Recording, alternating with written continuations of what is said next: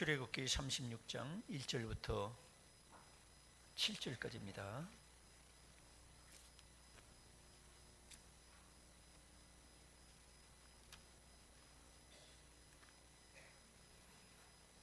같이 읽겠습니다. 시작.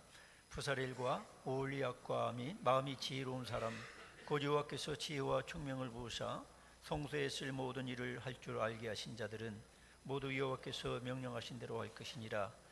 모세가 부사렐과 오홀리압과 및 마음이 지혜로운 사람 곧 그 마음에 여호와께로부터 지혜를 얻고 와서 그 일을 하려고 마음에 원하는 모든 자를 부르매 그들이 이스라엘 자손의 성소의 모든 것을 만들기 위하여 가져온 예물을 모세에게서 받으니라. 그러나 백성이 아침마다 자원하는 예물을 연하여 가져왔으므로 성소의 모든 일을 하는 지혜로운 자들이 각기 하는 일을 중지하고 와서 모세에게 말하여 이르되 백성이 너무 많이 가져오므로 여호와께서 명령하신 일에 쓰기에 남음이 있나이다. 모세가 명령을 내리매 그들이 진중에 공포하여 이르되 남녀를 막론하고 성소에 드릴 예물을 다시 만들지 말라매 백성이 가져오기를 그치니 있는 재료가 모든 일을 하기에 넉넉하여 남음이 있었더라. 아멘. 이 말씀을 통해서 자원하여 주를 섬기는 사람, 이런 제목으로 말씀을 나누겠습니다. 서로 인사를 나누시기 바랍니다. 반갑습니다. 감사합니다. 제목을 기억하기 위해서 자원하여 주를 섬깁시다. 오늘 여기 읽은 말씀 보면은 하나님의 종 모세가 이제 그 노예 생활하던 애굽에서 하나님의 갖가지 기적으로 이제 벗어나서 또 하나님께서 주신 그런 은혜와 사랑에 감사해서 성막을 지으려고 할 때에 하나님께서 지시하시는 내용이 바로 오늘 여기 읽은 말씀입니다. 그래서 하나님께서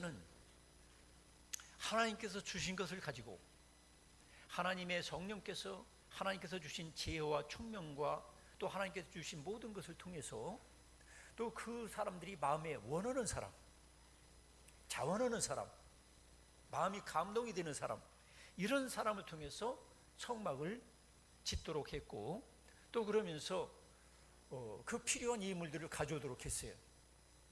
그럴 때 너무 많이 가져와 가지고 모세가 스톱, 더 이상 가져오지 마라, 그렇게 할 정도로 넘치는 그런 헌신들이 있었습니다. 자, 우리가 이 과거의 구약의 이 성막은 오늘날 교회로 상징되는 거예요. 교회를 예표하는 것입니다. 하나님을 만나는 곳, 하나님께 기도하는 곳, 그래서 하나님과 교제를 이루는 것이 바로 교회입니다. 오늘날 우리가 이 교회 생활을 어떻게 해야 될까? 우리가 교회 나와서 예배를 드리고 기도하고 봉사하고 이 모든 것을 해야 되는데 어떻게 해야 되느냐? 먼저 하나님께서 주신 은혜로 되는 것이고, 교회는 다 저나 여러분이나 은혜로 존재하는 거예요. 하나님의 은혜가 아니면 예수님을 믿을 수도 없고 죄에서 구원받을 수도 없고 오늘날 내가 살아갈 수가 없어요. 100% 전적으로 다 하나님의 은혜예요. 하나님께서 선물로 주셨기 때문에 그 주신 은혜와 선물을 가지고 하나님께 예배드리고 기도하고 봉사하고 전도하고 선교하고 그런 일들을 하는 거예요. 그래서 우리들은 여기서 원칙이 있어요. 뭐냐면 자원하는 사람, 마음에 원하는 사람. 마음에 원하고 자원하는 것은 다른 말로 말하면 하나님 쪽에서 말한다면 하나님의 은혜로 주신 사람,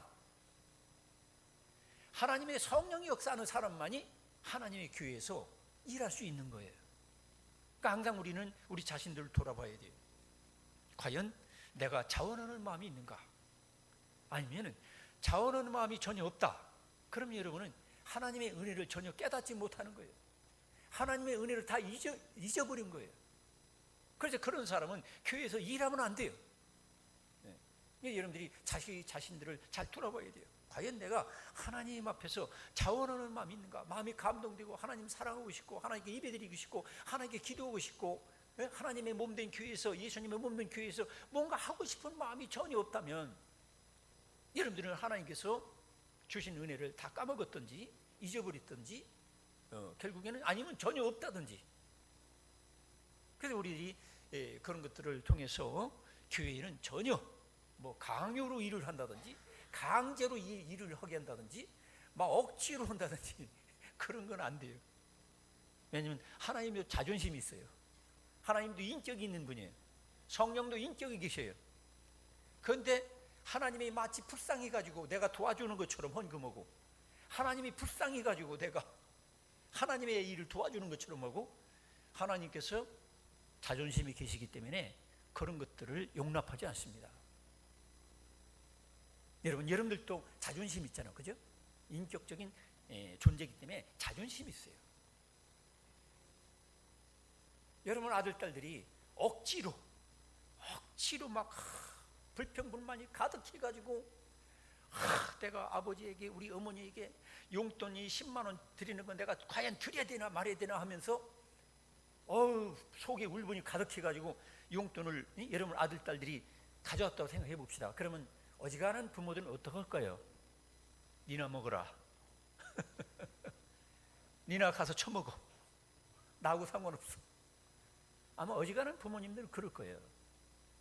하물며 금과 은혜의 주인 되시며 이 세상 만물의 주권자 되시며 또 우리를 위해 십자가 못 박혀 죽으시고 부활하시고 모든 세상의 권력과 모든 실체의 창조자 되시고 운행자 되시는 그분께서 우리가 드리는 예배와 기도와 모든 헌신과 이 봉사가 하나님의 자존심을 건드려 만드는 거예요.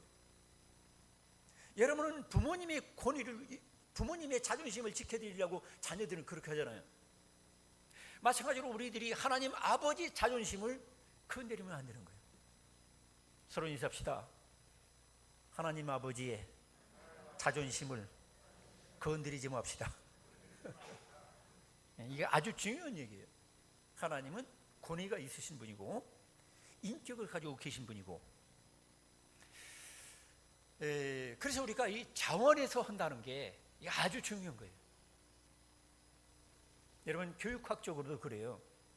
우리가 공부도 자원에서 하면 정말 행복한 거야. 그런데 어거지로 부모가 너 공부해라 공부 안 하면 너 그냥 가만 놔두지 않겠다, 맨날 공부해서 하면은 그게 지옥이야. 성적이 올라가도 지옥이야. 나중에 걔 인생은 평생 불행하게 될 수가 있어요. 그 억지와 강제, 이거 아주 조심해야 돼요. 부모님들은 그렇게 누르다가 결국 어떤 부모님은 칼 맞아 죽었잖아. 걔가 그냥 눌리고 그러다 보니까 속이 쌓인 게 많아가지고 엄마를 야구 배트로 때려 죽이고 아빠를 죽이고 그런 경우가 있어요. 여러분, 그러니까 여러분들이 비록 내 아들, 딸이라 할지라도 강제와 억압으로 스트레스 주지 말고 짓밟고 인격을 못 오가고 그러면 안 돼요. 그래서 여러분 아들, 딸들이 정말로 기쁨으로 즐거움으로 무언가 할 수 있는 거, 그 동기부여를 해주고 유발해주고 그 길을 연결해 주는 것이 부모의 역할이고 교사들의 역할이에요. 교학교도 마찬가지예요. 여러분 떠들지 마라, 너 뭐 이리라 저리라, 그 억압하는 거 그거 안 좋은 거예요. 그 구시대적인 사고방식이에요. 그런 교육 방법 가지고는 통하지 않아요. 정말로 쟤들이 재미있게 즐겁게 뭔가 할 수 있는 거, 재미와 학습 사이는 상당한 연관관계가 있는 거예요. 우리가 교육학을 공부해보면 재미와 학습 사이는 상당한 연관관계가 있고 성과, 성적 향상에 아주 중요한 요소가 되는 거예요. 그래서 발명왕 에디슨 같은 경우도 엄마나 아빠가 너 발명 안 하면 너 죽어, 너 밥 굶길 거요, 너 내쫓을 거요. 여러분 그래가지고 에디슨이 발명왕이 됐습니까? 안 그래요. 에디슨은 발명하는 게 재미가 있었어요.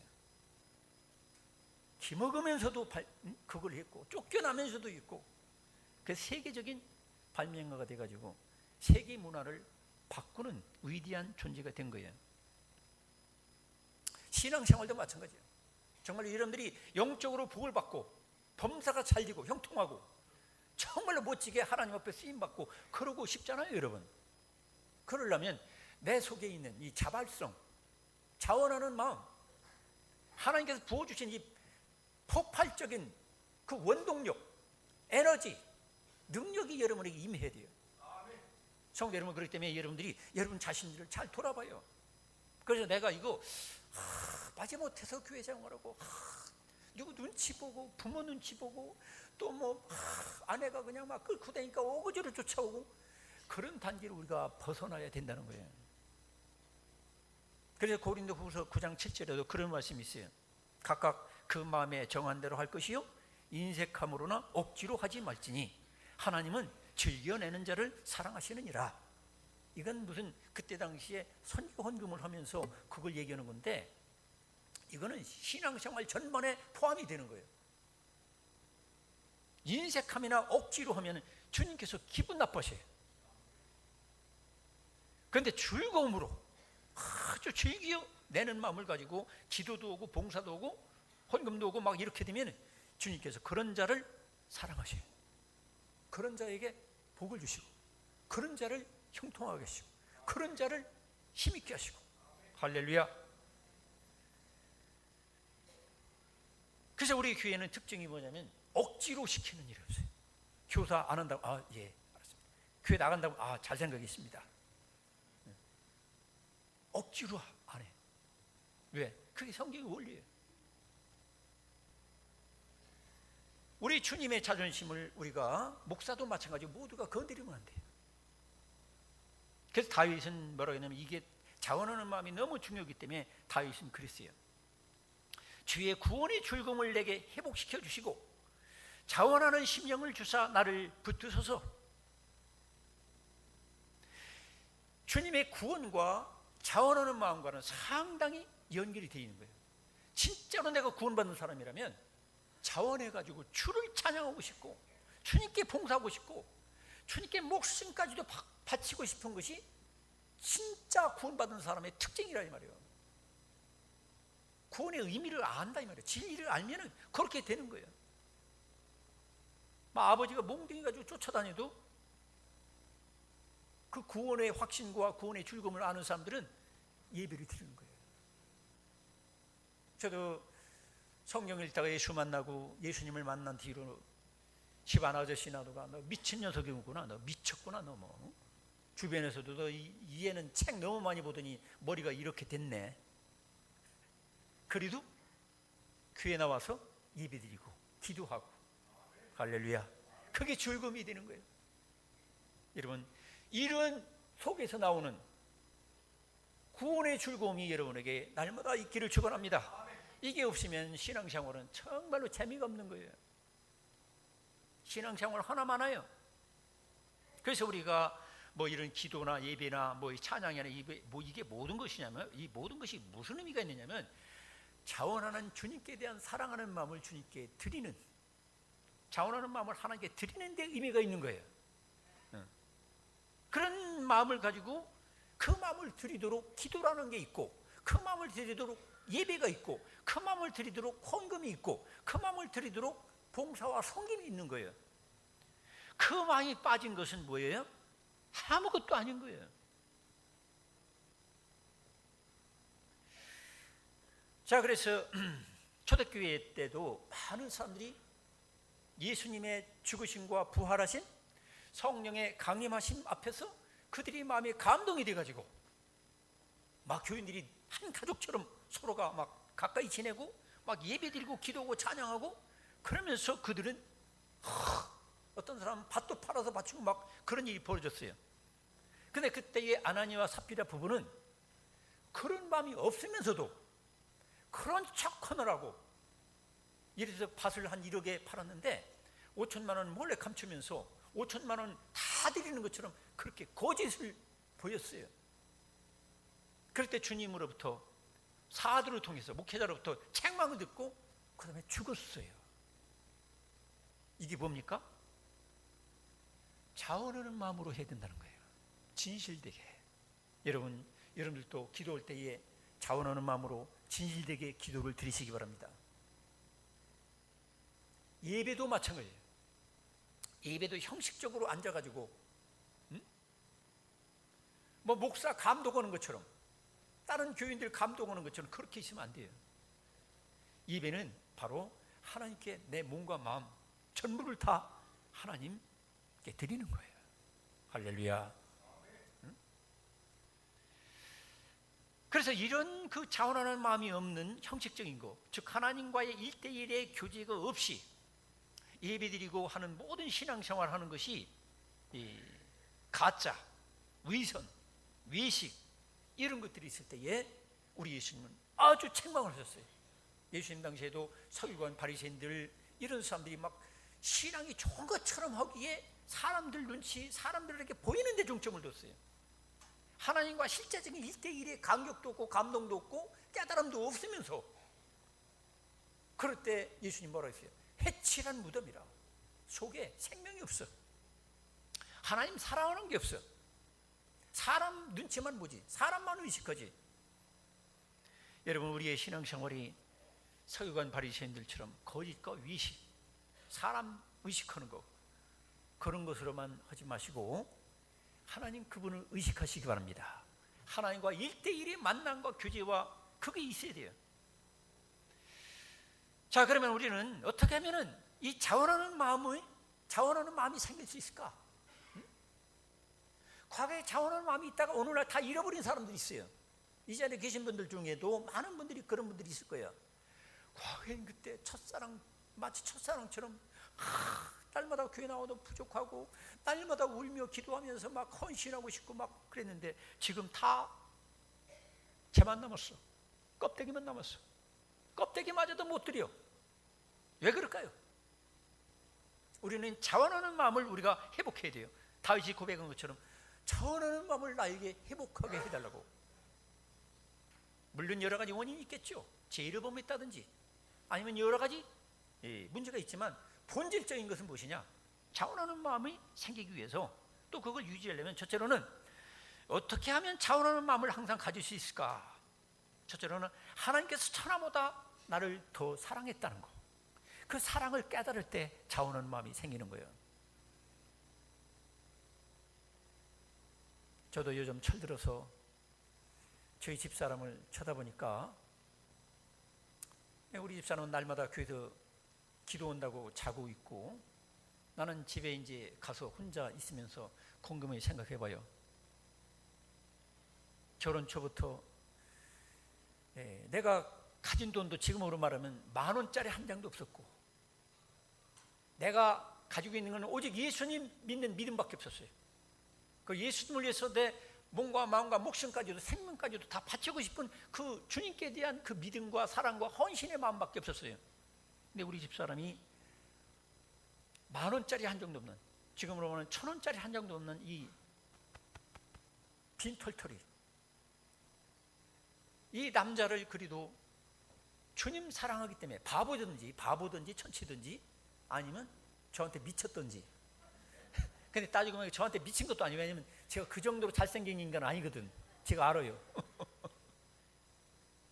또 저 사람이 완전히 바보 천치는 아니야. 또 완전히 그렇지는 않아.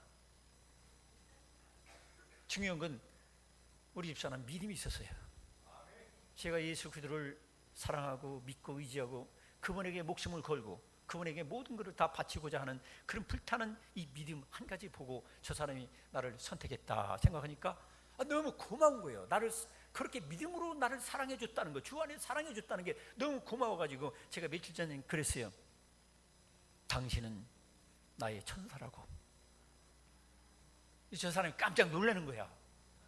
내가 평소에 살 때 그렇게 못되게 한 적도 있었을 텐데 아니라고. 그 정도면 괜찮은 거야. 당신은 나의 천사야, 나의 천사. 멀리 떨어지니까 자꾸 그런 생각이 나더라고. 같이 한 집에 살면서 맨날 자고 먹고 이럴 때는 몰랐는데, 이 사람 맨날 교회에서 잔다고 그러고 나는 홀로 떨어져서 아파트에서 혼자 자다가 새벽 기도만 와서 만나고 아침에도 이렇게 얼굴 한번 쳐다보고 계속 이 생활을 한두 달 하다 보니까 객관적으로 보게 되는 거야. 내 천사였구나. 성도 여러분 부지간도 곰곰이 생각해 보면 상대방이 나를 사랑해 줬다는 거, 사랑했었다는 걸 알게 되면 상대방을 섬기고 싶고, 그렇죠? 뭔가 좀 잘해주고 싶어요. 그래서 깔고 자는 전기요가 요즘 고장나서 뜨겁게 안 된다고, 미적지근하다고 그래서 제가 큰맘 먹고 얘기를 했습니다. 여보, 그거 사. 그거 2, 30만 원밖에 안 될 거 아니야. 그러니까 2, 30만 원 그만두고 10몇만 원이라고 사. 내가 사줄게 하려고 하다가 그 말은 안 했어요. 왜냐면 통장을 저 사람이 가지고 있거든. 물론 제가 쌈짓돈으로 비상금으로 사줄 수도 있어요. 그렇지만 어쨌든 제가 말하고자 하는 것은 부부지간도 상대방이 나를 어느 정도 사랑했다는 거 알게 되면 그걸 잊지 않으면 잘해주고 싶은 거예요. 그래서 요즘 제가 잘해줍니다. 사과도 제가 씻고 일찍 일어나서 제가 과일 같은 거 씻고 이렇게 아침상을 차리려고 제가 노력을 합니다. 그래서 여보 식사하세요. 아침 식사를 과일 하나 하고 떡 한 조각 아니면 빵 하나 이렇게 먹으니까 그렇게 어려운 게 아니더라고, 차리는 게. 성도 여러분, 부부지간도 그렇고 또 이유지간에도 그렇고 나를 사랑했던 그것 여러분 잊지 마시기 바랍니다. 여러분 가정 회복이 뭡니까? 연애할 때 생각해 보세요. 너 아니면 죽겠다고 그랬는데 이제 40, 50, 60 돼가지고 응? 그 사랑이 식어지는 거 있잖아요. 왜? 또 그동안 살면서 힘든 일 많이 있었잖아. 근데 그래도 보따리 싸가지고 도망가지 않고 그리고 같이 살아준 것만 해도 얼마나 감사한 거예요. 그러니까 여러분들이 사랑해 주는 거 잊지 않으면 뭔가 자발적으로 자원해서 뭔가를 잘해주고 싶다 이 말이에요. 마찬가지로 하나님께서는 우리들을 얼마만큼 사랑했느냐 말이죠. 우리 예수 그리스도 하나님의 친아들 되신 예수마저도 다 내줄지라도, 십자가 내줄지라도, 죽는데 내줄지라도 나를 사랑하셨다는 거 믿습니까? 천하의 금덩어리 은덩어리 이 우주의 이 지구 땅덩어리의 천개 만개보다도 나를 사랑하사 독생자 되신 예수 그리스도를 십자가에 내주기까지 나를 사랑하신 거 여러분 믿으시기 바랍니다. 그 사랑을 알 때에 나를 이렇게 사랑하시다니. 그래서 하나님께 대한 예배에 힘이 나는 거예요. 기도에도 눈물로 기도가 나오고 찬양할 때도 힘차게 찬양을 드릴 수 있는 거예요. 헌금을 드려도 아깝지 않게 여겨지는 거예요. 어떤 사람들은 찬양할 때 목소리가 아까워요. 그래서 모기 소리처럼 내는 거예요. 이 시간 아까워요. 등에다 대고서 장의자 등에다 대고서 그냥 졸고 있어. 왜? 주님께 드리는 예배가 아깝다는 거야. 찬송 목소리 내는 것도 아깝고 그러다 헌금은 더 아까워. 성도 여러분, 주님을 아까운 대상으로 생각하십니까? 아니면 주님은 나를 사랑하되 내가 사랑할 수 있는 전부를 다 사랑한다 할지라도 천번지일 만번지일도 사랑하지 못할 존재라고 생각해서 온 몸과 마음과 온 힘을 다해서 주님께 찬양과 기도와 헌신을 드려야 마땅할 분으로 여기시며 예배를 드리십니까? 이거 분명해야 됩니다. 그래야 여러분들이 자원하는 마음으로 기도도 나오고 예배도 드리고 봉사도 나오는 거예요. 이 자원하는 마음이 없으면 여러분들은 성전 뜰만 밟다가 주님을 1대1로 못 만나는 거예요. 여러분 주님을 1대1로 만나기를 축복합니다. 주님을 1대1로 생각하는 거야. 괜히 옆자리에 앉아있는 사람, 저 사람하고 나하고 2년 전에 나하고 싸웠지, 저 3년 전에 저 사람하고 나를 뭐 욕했지, 이거 자꾸 복잡하게 생각하는 사람들은 하나님을 만나는 거다. 그런 나쁜 사람들만 만나다가 집에 가니까 신앙생활하고 그 교회에 나와서 신앙생활 할수록 영적으로 다운되고 하나님과는 멀고 먼 사람이 되고 마는 거예요. 여러분 교회 나와서는 먼저 수직적으로 하나님을 만날 수 있기를 축원합니다. 하나님을 만난다는 건 바로 나를 얼마만큼 사랑했는지 그 하나님의 사랑 앞에 내가 1대1로 인격적인 반응을 보이는 거예요. 아, 주님께서 나를 이렇게 사랑하셨구나.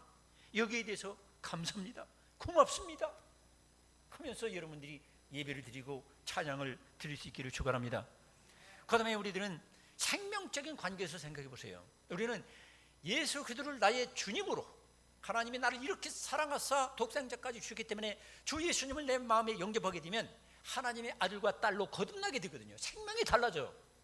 지옥 갈 생명이 하나님 생명이 우리 속에 들어오게 되는 거예요. 과거에는 마귀의 자식이었어요. 이제는 하나님의 자식입니다. 하나님의 자녀가 됐어요. 그렇기 때문에 하나님의 자녀가 된 사람들은 하나님 아버지를 따라서 거룩하게 죄를 물리치고 사랑으로 하나님께 예배드리고 기도하고 그렇게 살고자 하는 새로운 자발적인 생명의 욕망이 솟구치게 되는 거예요. 할렐루야. 그래서 나는 항상 물어봐야 돼요. 우리 자신들은 나는 하나님 자식이냐 마귀 자식이냐.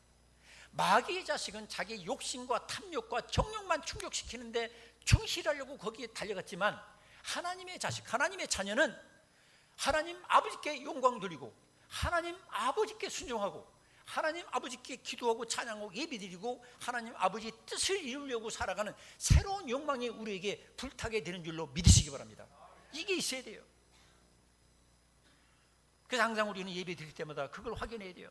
내 예배가 이게 자발적이냐, 자원하는 마음이냐, 아니면 어거지냐, 억지냐, 외식이냐, 거짓이냐, 이걸 물어봐야 돼요.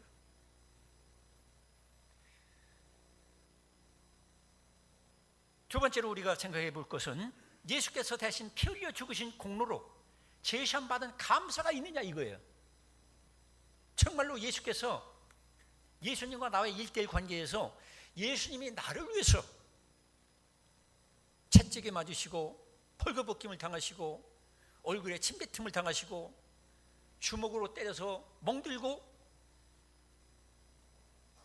나중에 십자가 못 박혀 죽으시기까지 하신 그 대신 죽어주신 그 공로, 그 은혜, 그 앞에 감사함을 가지고 내가 기도하고 예배드리는가, 이걸 생각해야 돼요.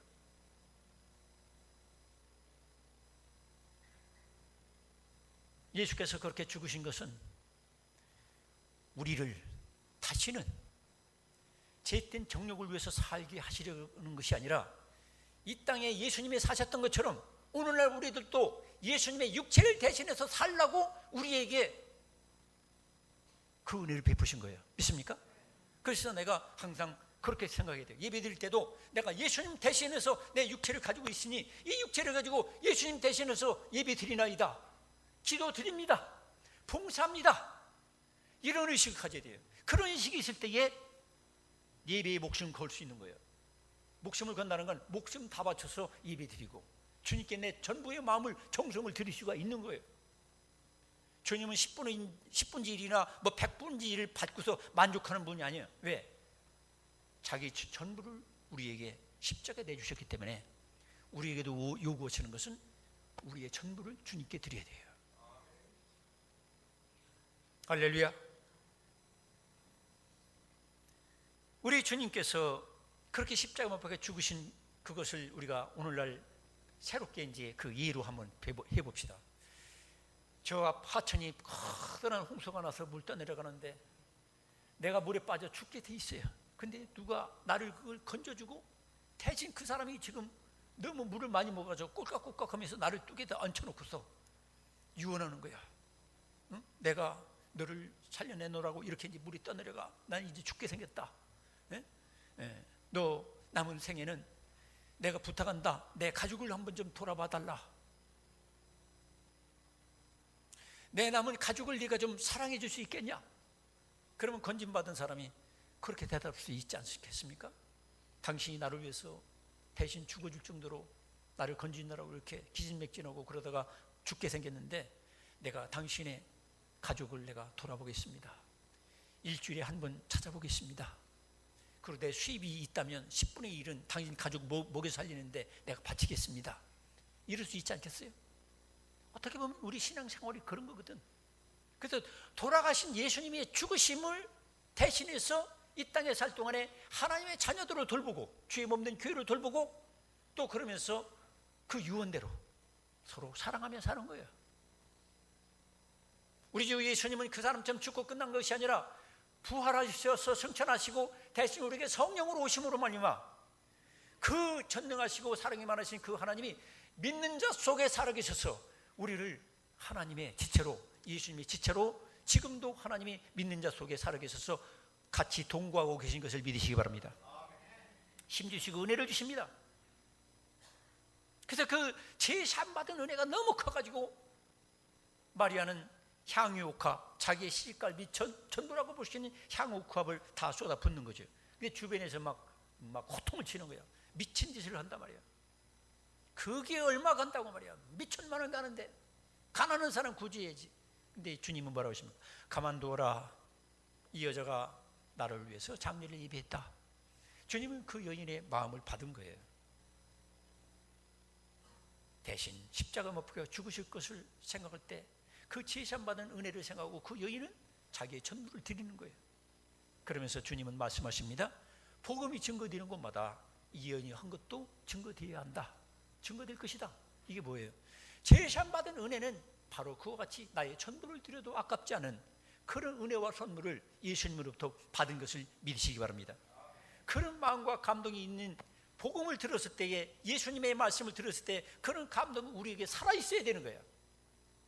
그것이 없이 예배 드린다는 게 그게 죽은 예배란 말이에요. 그건 예수님의 십자가에 대신 죽어주신 그 공로와 그 은혜 때문에 내 전부를 다 드리고 싶은 그 마음이 바로 예배 드리는 마음이고, 그 마음을 주님이 받으신다는 거예요. 할렐루야. 여러분, 우리가 효자 되는 방법이 뭐예요? 부모를 쳐다볼 때마다 우리 아버지 얼굴을 보니까 주름살이 있구나. 우리를 기르시느라고 수고하신 우리 아버지.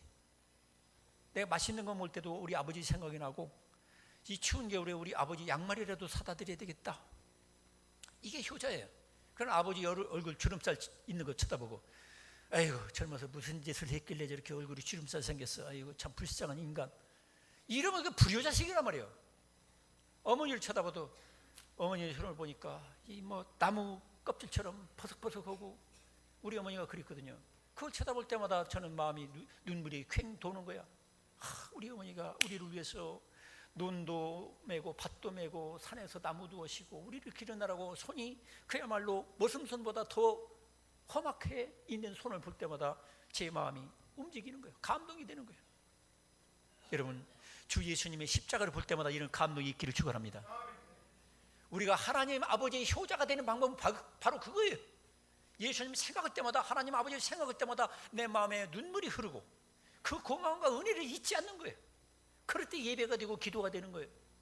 살아계신 여러분의 어머니 아버지 앞에서도 마찬가지예요. 어머니 아버지를 쳐다볼 때마다 그런 은혜, 베풀으신 은혜를 잊지 않고 감사하는 마음이 있을 때에 효도를 할 수가 있는 거예요.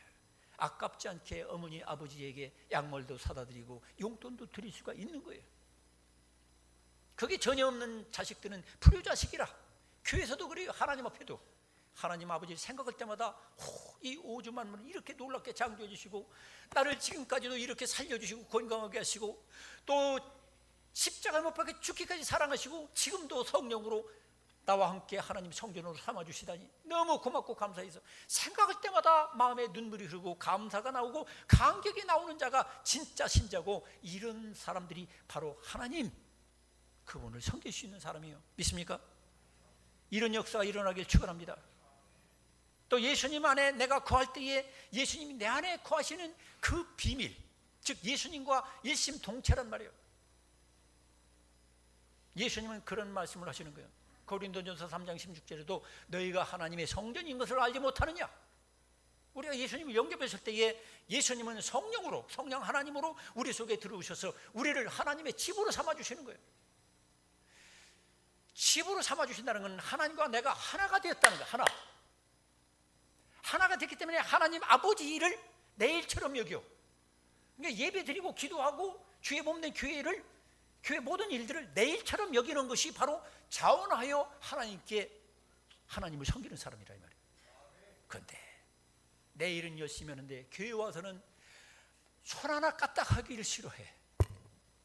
내 집은 열심히 청소하면서 교회 청소하는 건 쳐다볼 생각도 안 해. 이게 하나님 아버지 집이 된 성전 된 사람이냐 말이야. 그래서 여러분 갑자기 청소하는 거 아닙니다. 오해하지 마세요. 또 사도 바울을 통해서 교회는 뭐라고 하냐면 종종 예수님은 머리라고 하셨어요. 우리는 그 머리에 붙어있는 몸의 일부분들, 지체라고 하는 거예요. 그러니까 예수님의 일은 따로 있습니다. 예수님의 일은 나의 머리의 일이요 내 몸의 일이다. 믿습니까? 그러니까 교회를 위해서 안타깝게 기도하는 거야. 교회가 문제 있으면 그 문제 놓고 내 문제처럼 위해서 기도하는 거야. 그러니까 내 문제 놓고는 울며 기도하면서 교회 문제에 대해서는 전혀 관심도 없다. 그런 사람은 구원 받았는지 안 받았는지 다시 한번 점검해 보셔야 돼요. 진짜로 예수님이 내 인생의 생명적인 머리가 되시는지, 예수님 그분이 나의 구원자가 되시는지, 이거 우리가 점검해 봐야 돼요. 또 요한복음 15장에 예수님은 나는 포도나무에 너희는 가지라 있어요. 그럼 줄기 대신 가지에 붙어 있는 것은 뭐예요? 연합, 일체. 그래서 예수님의 일, 교회의 일, 하나님 아버지 일을 내 일처럼 여겨가지고 살아갈 때에 예배가 살고, 기도가 살고, 봉사가 살고, 영적으로 살게 되는 것입니다. 할렐루야. 껍데기만 집사, 껍데기만, 말로만, 명칭만 집사, 권사, 이거 가지고 안 되는 거예요. 실제로 예수님 머리 되시고 나는 그분의 손발이고, 예수님은, 하나님은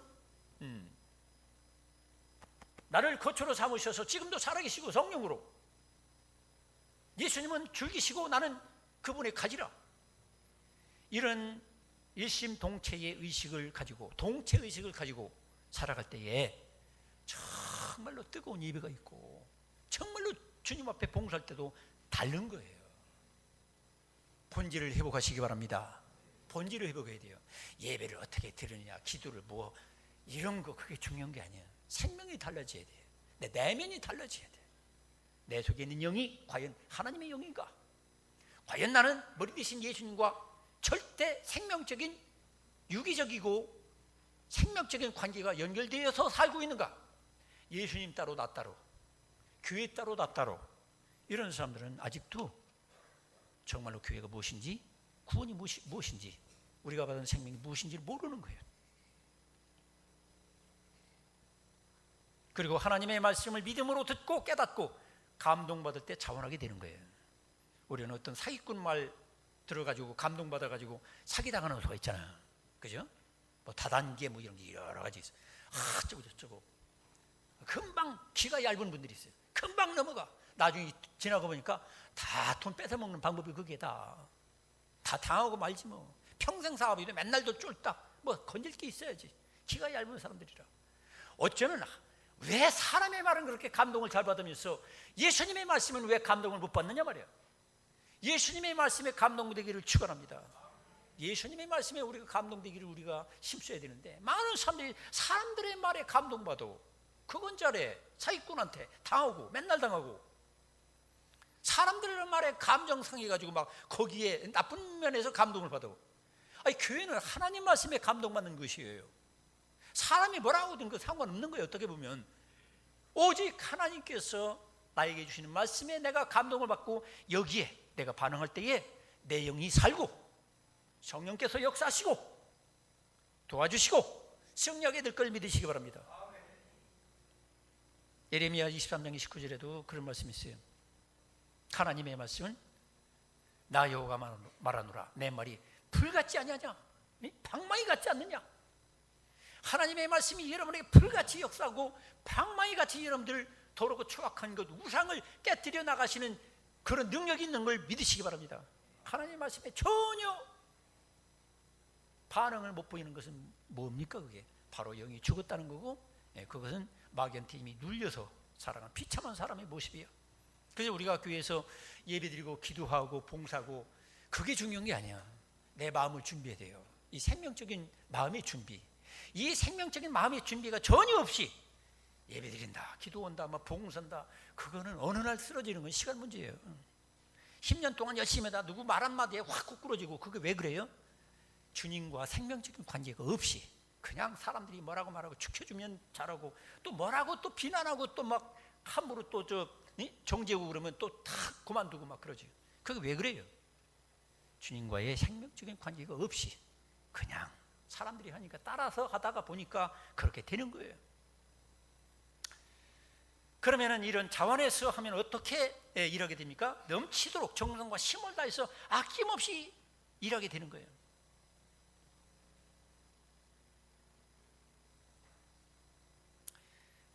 그들이 성막을 건축할 때 필요한 것들이 너무 많이 가져와서 절제를 명했어요.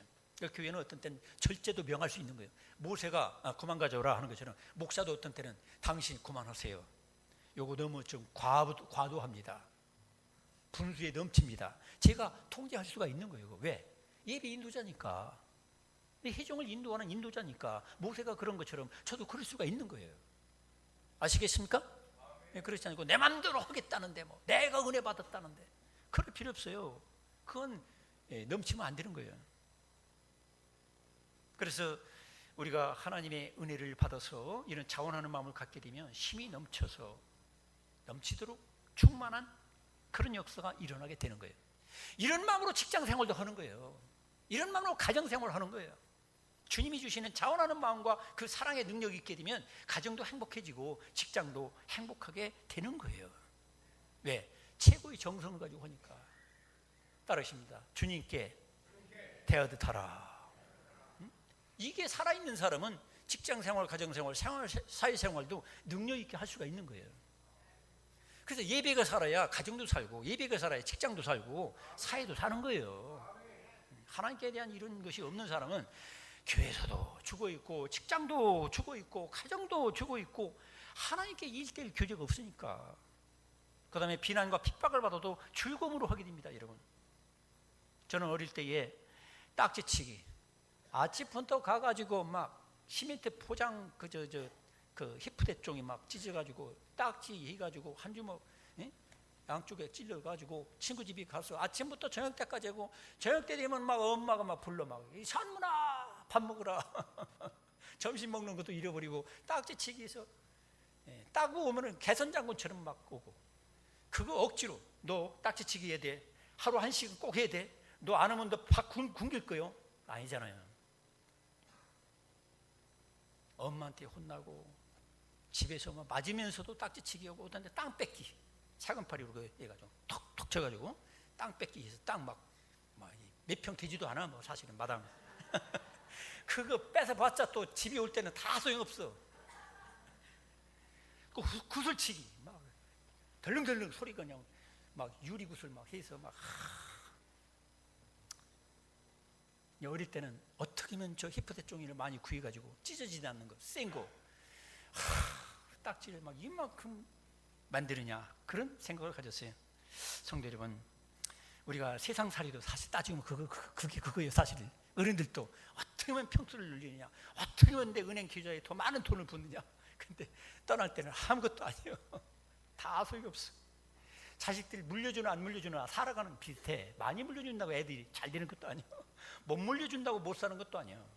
못 물려주면 애들이 미리 정신 차려가지고 지 살 길 다 찾더라고. 근데 부모가 뭘 줄 것처럼 자꾸 너무 지나친 애착을 가지면 애들 병신 만드는 거야.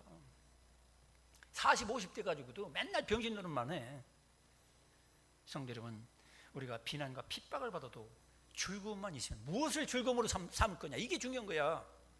그래서 정말로 내가 즐거움을, 주님 사랑하는 즐거움, 주님께 봉사하는 즐거움, 기도하는 즐거움, 찬양하는 즐거움, 주님 순종하는 즐거움이 여러분에게 있기를 축원합니다. 그게 하나님 자녀예요. 그런데 세상 즐거움에 빠져 있는 사람들은 그게 뭐예요? 마귀 자식이니까 어쩔 수 없어요. 그 짓 하다가 죽는 거예요. 헛되고 헛된 짓 하다가. 등산? 저번에도 뭐 검사장인가 누구도 떨어져 죽었잖아요. 검사장, 하늘나는 새도 떨어뜨리는 검사장 뭐 이런 사람들 등산에 목숨을 걸죠. 그런데 우리는 등산에 목숨 걸 필요가 없어요. 예수님께 목숨 것이길 축원합니다. 어떤 사람은 낚시하다가 그냥 거꾸로 고기밥대에 빠져 죽어. 어떤 사람은 암벽 타기 막 길을 쓰고 막 암벽 타기 그짓하다가 죽어. 그 사람들 천국 못 가는 거예요. 여러분, 예수님께 목숨 거는 사람이 천국 가는 거예요. 할렐루야. 내가 정말로 사랑하는데, 내가 정말로 의지하는데 내 마음이 가게 돼 있고, 내 돈도 가고, 내 육체도 가고, 내 시간도 가는 거야. 근데 엉뚱한 데 가 있는 분들은 미안하지만 겉으로는 교인 같아. 근데 속으로는 교인이 아니야. 여러분, 이왕이면 영원한 것에 즐거움으로 삼으시기 바랍니다. 무엇을 재미로 삼겠느냐. 마지막으로 포기하지 않고 지루하게 생각하지 않고 집중하게 됩니다. 자원하게 되면. 야곱이가 라헬을 너무너무 사랑했기 때문에 7년 동안 그 험악한 모섬살이를 며칠로 여겼다는 거예요. 며칠. 응? 한 며칠로. 그거 왜 그래? 사랑하니까. 저나 여러분이나 인생 7, 80 그거 금방 지나가요. 수요일처럼 지나가는데 이왕이면 야곱이가 라헬을 사랑했던 것처럼 여러분이 예수님 사랑하시기 바랍니다. 왜? 예수님 나를 먼저 사랑했기 때문에 내가 예수님 사랑하듯이 사랑하는 마음을 가지고 예배드리고, 그러면 예배가 지루하지 않아요. 예수님 사랑하는데 온 몸과 마음을 바치다 보면 예배 시간이 금방 지나가. 근데 예수님 사랑하는 것이 전혀 없는 분들은 왜 이렇게 설교는 길어? 이 찬양이 왜 5절까지 있는 거야? 3절까지만 하면 될 거 가지고 이거 속 터져 아주. 여러분 모든 매 순간순간을 예수님 사랑하는데 마음을 들이세요. 그러면 여러분이 예배도 즐겁고 기도도 즐겁고 봉사도 즐겁고 삶 전부가 다 즐겁고 마음의 천국이 될 걸 믿으시기 바랍니다. 기도하겠습니다. 하나님 아버지, 우리가 자원해서 하나님을 섬기는 그런 믿음이 되게 하여 주옵소서. 내 속에 계신 하나님, 그분이 불과 같이 나에게 생명의 능력으로 역사해서 내가 하는 모든 신앙 행위가 하나님 뜨겁게 사랑하는 그 행위가 돼서 우리의 모든 삶이 며칠처럼 주님을 사랑하는 시간들로 가득히 채워지게 하시고, 한자로 촛불처럼 그렇게 주를 위해서 태워지다가 영원한 천국에서 주와 함께 만나는 복된 우리 성도들 되게 하여 주시옵소서. 예수님의 이름으로 기도드리옵나이다. 아멘. 주신 말씀 생각하면서 찬송 216장을 부르면서 예물을 주님께 정성껏 드립니다.